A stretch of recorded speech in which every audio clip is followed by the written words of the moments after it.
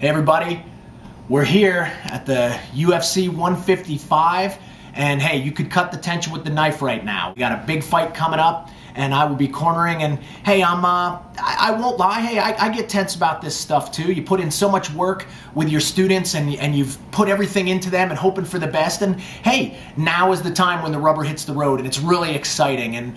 But what I want to talk about is relating that back to you and your students, that hey, there are always going to be tough times and tough challenges. We all face those every day, and you as a Training for Warriors instructor, your job is to get people through this stuff. It's your turn to step up. Now, in the last video, I talked about going into the roar. You know, it's that example that hey, even though when you're running into something and that roar is coming back at you and it's scary, it's, you know, sometimes the best thing to do is go into that. That's where you really challenge yourself. And I was talking about the logo.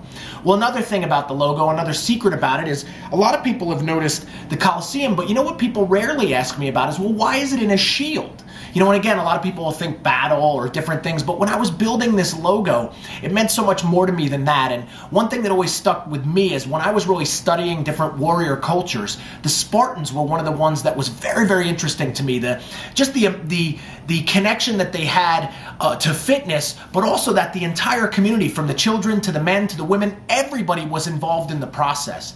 And in particular, something that always stuck with me is that there was a saying in Greek that as the women warriors of the Spartans handed their shields off to the men before they would go on to battle, they would say in Greek, they would say with it or on it.